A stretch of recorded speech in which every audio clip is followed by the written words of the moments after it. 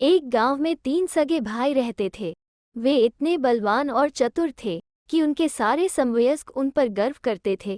सारी बालाएं उन्हें प्रशंसा की दृष्टि से देखती थीं। सारे बुजुर्ग उनकी तारीफ करते थे। भाई बचपन से ही एक दूसरे को बहुत प्यार करते थे।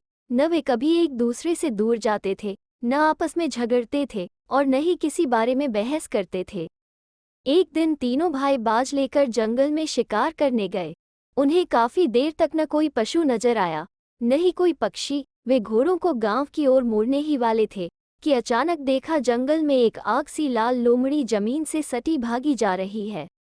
ऐसे जानवर की खाल के तो बहुत से पैसे मिलेंगे। बड़े भाई ने बाज को ऊपर उछाल दिया। बाज पंख फैलाकर आकाश में ऊंचाई पर पहुंच गया और वहां से गोता मारकर बिजली की तरह लोमड़ी पर टूट पड़ा।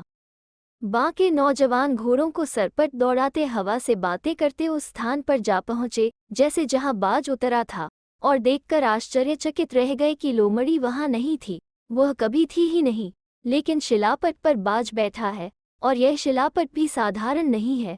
किसी ने उस पर अपनी चमत्कारी छेनी से किसी अद्वितीय रूपवती का चित्र तराश रखा है। शिलापट के किनारे किनारे बेल बूटेदार अक्षरों में आलेख खुदा हुआ था, जो मेरा चित्र खोजकर मेरे पास लेकर आएगा वही मेरा मालिक और पति हो जाएगा। बाकी नौजवान अपनी रहस्यमयी खोज के सामने मौन व निश्चल खड़े रहे, और उनमें से हरेक के हृदय में उस युवती के प्रति प्रेम का भाव निरंतर बढ़ता जा रहा था, जो कि शिलापट से उन्हें मानो जीती जागती देख रही थी। बड़े भाई ने कहा, अब हम क्या करें? यह अद्भुत शिलापट तो हम तीनों ने साथ ही ढूंढा है। मंझला भाई बोला, हम चिट्ठी निकाल लेते हैं। रूपवती के पास कौन जाए, इसका फैसला हमारी किस्मत ही करे। भाइयों, हमने शिलापट साथ ही ढूंढा है। छोटे भाई ने कहा, इसलिए चलो हम साथ ही रूपवती को ढूंढने चलें, और यदि हमें उसे अपनी आंखों से देखने का सौभाग्य मिला तो फिर उसे ही हम तीनों में से किसी को अपना पति चुन लेने देंगे। तीनों ने यही फैसला किया। उन्होंने शिलापट उठाया, किंतु उसके नीचे एक और अद्भुत वस्तु मिली। एक चमड़े के थैले में बहुमूल्य खजाना था, 3000 पुरानी अशर्फियां। उन्होंने धन बराबर बराबर बांट लिया और बिना अपने गांव में गए दुल्हन की खोज में निकल पड़े। उन्होंने जंगल का कोना कोना छान मारा, उनकी काठियां घिस गईं, घोड़ों के सांस चिथड़े चिथड़े हो गए, घोड़े थककर मर गए, किंतु उन्हें वो बाला कहीं नहीं मिली जिसका चित्र शिलापट पर उकेरा हुआ था। अंत में यात्री राजा की राजधानी में पहुंचे। वहां उन्हें शहर के छोर पर एक वृद्धा मिली। युवकों ने उसे शिलापट दिखाकर पूछा कि क्या वह जानती है कि सुंदरी जिसका चित्र पत्थर पर अंकित है किस देश में रहती है? मुझे क्यों न पता होगा, स्त्री ने उत्तर दिया। ये हमारे राजा की बेटी है। इसका नाम अयस्लू है। दुनिया में उसके जैसे रूप और गुणों वाली और कोई लड़की नहीं है। लंबी राह की थकान और कठिनाइयों को भुलाकर तीनों भाई तुरंत राजा के महल की ओर रवाना हो गए। पहरेदारों ने शिलापट पर लिखा आलेख पढ़कर उन्हें तुरंत राजा की बेटी के कक्ष में जाने दिया। जीती जागती अयस्लू को देखकर युवक किंकर्तव्य विमूढ़ हो गए। उसका नाम चंद्रमा पर ही रखा गया था और खुद वो सूरज की भांति प्रकाशमान थी। आप कौन हैं? अयस्लू ने पूछा। आपका किस काम से मेरे पास आना हुआ है? बड़े भाई ने सबकी ओर से उत्तर दिया। राजकुमारी, जंगल में शिकार करते समय हमें एक शिलापट मिला जिस पर आपका चित्र अंकित था, और हम आधी दुनिया पार करके उसे आपके पास लाए हैं। अपना वादा पूरा कीजिए अयस्लू। हम में से किसी एक को अपना पति चुन लीजिए। सुंदरी बहुमूल्य कालीन से उठी और भाइयों के पास आकर बोली, बहादुर नौजवानों, मैं अपने वादे से मुकरती नहीं हूँ। पर आप 3 हैं और मेरी नज़रों में तीनों बराबर हैं, लेकिन आप में से किसको चुनना न्यायपूर्ण होगा? आप में से किसे सर्वश्रेष्ठ मानूं? मैं आपके प्रेम की परीक्षा लेना चाहती हूँ। मैं आप में से उसी को अपना पति चुनूंगी जो 1 महीने की अवधि में मुझे दुर्लभ से दुर्लभ उपहार लाकर देगा। क्या आपको ये शर्त मंजूर है? भाइयों ने उसे झुककर प्रणाम किया और यह जाने बिना फिर यात्रा पर निकल पड़े कि राजकुमारी को उनमें से सबसे छोटे से प्रेम हो गया है। उसका प्रेम इतना महान था कि उस दिन और उस क्षण से वह निस्तेज होने लगी, सूखने लगी, मानो उसे कोई गंभीर रोग लग गया हो। कुछ दिनों बाद वह बिस्तर से लग गई और उसने अपने सगे पिता तक को पहचानना बंद कर दिया। राजा निराशा में डूब गया। उसने अपनी बेटी का इलाज करने वाले को 1000 अशर्फियां देने का लालच देकर सारी दुनिया से हकीमों और तांत्रिकों को बुलवा लिया। महल हकीमों और ओझों से पूरा भर गया, किंतु राजा की रूपवती बेटी का स्वास्थ्य दिन प्रतिदिन बिगड़ता ही गया। उधर तीनों भाई राजधानी से बहुत दूर जा चुके थे। वे एक ही रास्ते पर काफी दिनों तक चलते रहे, फिर उनके रास्ते अलग हो गए और बाकी नौजवान 30 दिन बाद उसी स्थान पर मिलने का वादा करके भिन्न भिन्न दिशाओं में चल पड़े। बड़ा भाई बाईं ओर मुड़ा और कुछ समय बाद एक बड़े शहर में पहुंचा। सभी दुकानों में झांकने के बाद उसे एक दुकान में सोने के चौखटे वाला अति सुंदर कारीगरी का एक दर्पण दिखाई दे गया। ये शीशा कितने का है? बड़े भाई ने पूछा। शीशा 100 अशर्फियों का है, पर इसका रहस्य 500 का। आखिर इसका ऐसा क्या रहस्य है? ये शीशा ऐसा है कि अगर भोर में इसमें देखा जाए तो दुनिया के सारे देश, शहर, गांव और चरागाह नजर आ जाएंगे। ऐसी ही चीज की तो जरूरत है मुझे, बड़े भाई ने मन में कहा। उसने बिना सोचे विचारे रकम गिन दी और शीशे को अपने सीने में छिपाकर पूर्वनिश्चित स्थान की ओर चल दिया। मंझला भाई बीच के रास्ते से सीधा आगे बढ़ता गया।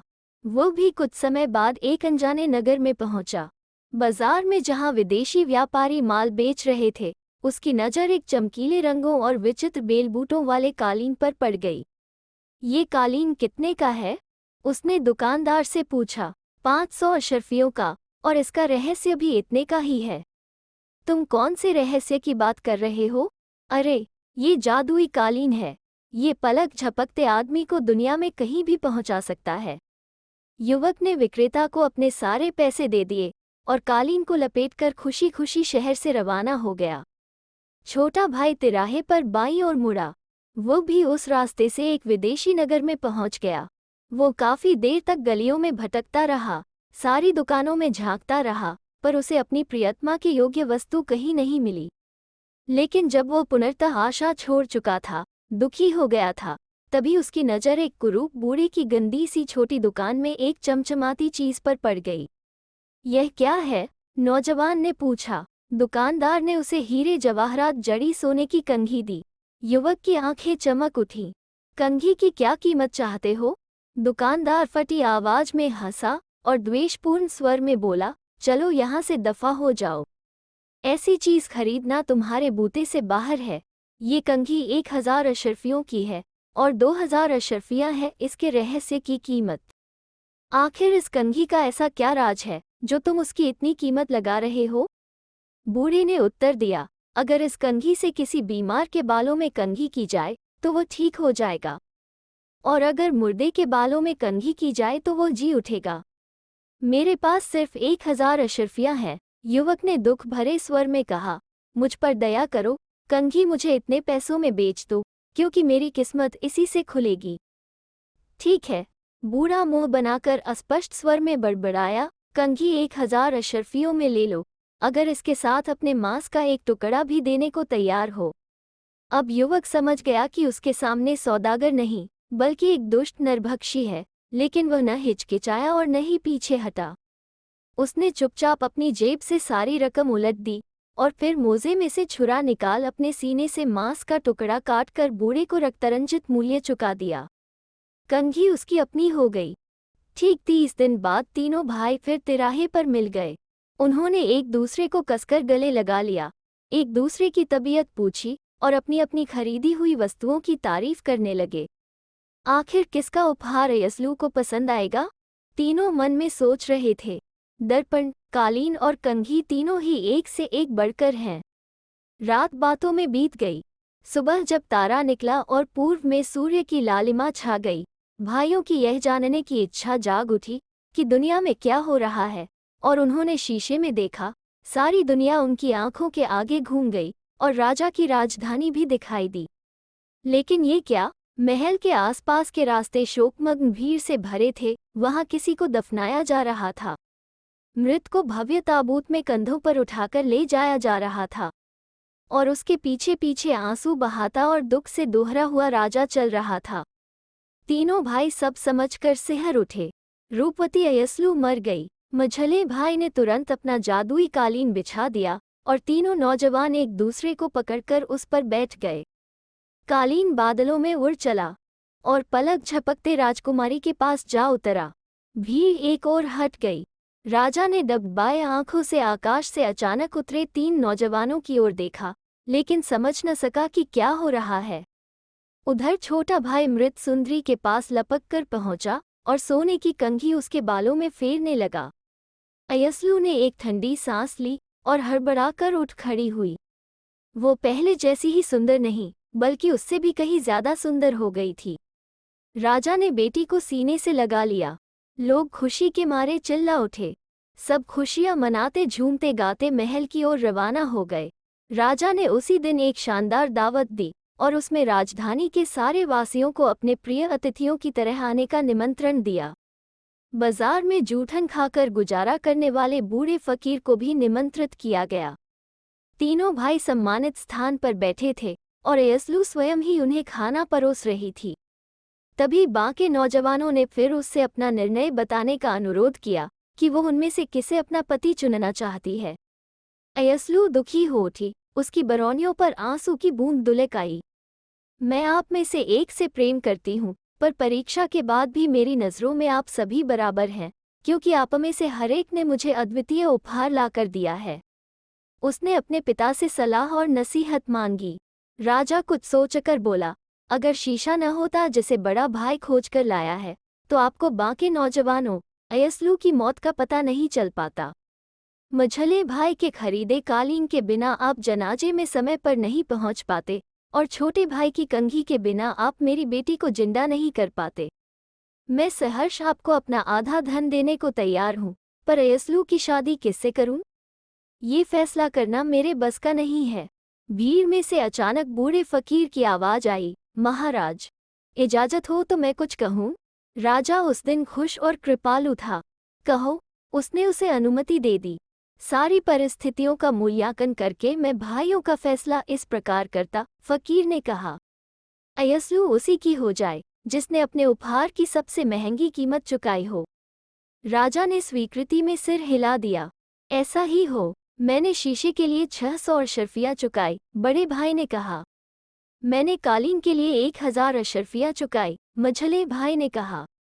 मैंने भी कंधी के लिए 1000 अशर्फियाँ चुकाई, और छोटा भाई बोलता बोलता चुप हो गया और उसने सिर झुका लिया। चुप मत रहो, राजा चीख पड़ा। सच सच बताओ। तब युवक ने अपने चोगे के पल्ले खोल दिए और सबने उसके सीने का गहरा घाव देख लिया। अयस्लू ने चीख मारकर अपना चेहरा हाथों से ढक लिया। राजा ने वीर को गले लगाकर कहा, मैं अपनी बेटी की शादी तुम्हारे साथ करूंगा। तुम ही मेरे दामाद और उत्तराधिकारी होगे। मेहमानों की ओर पलटकर उसने सबको सुनाकर ऐलान किया कि वो दोनों बड़े भाइयों को अपने मंत्री बना रहा है और बूढ़े फकीर को, जिसने बुद्धिमत्तापूर्ण सलाह दी, अपना प्रधानमंत्री। इसके बाद दावत में और जान आ गई। वो दावत 30 दिन तक चली और उसे लोग आज तक नहीं भूले हैं।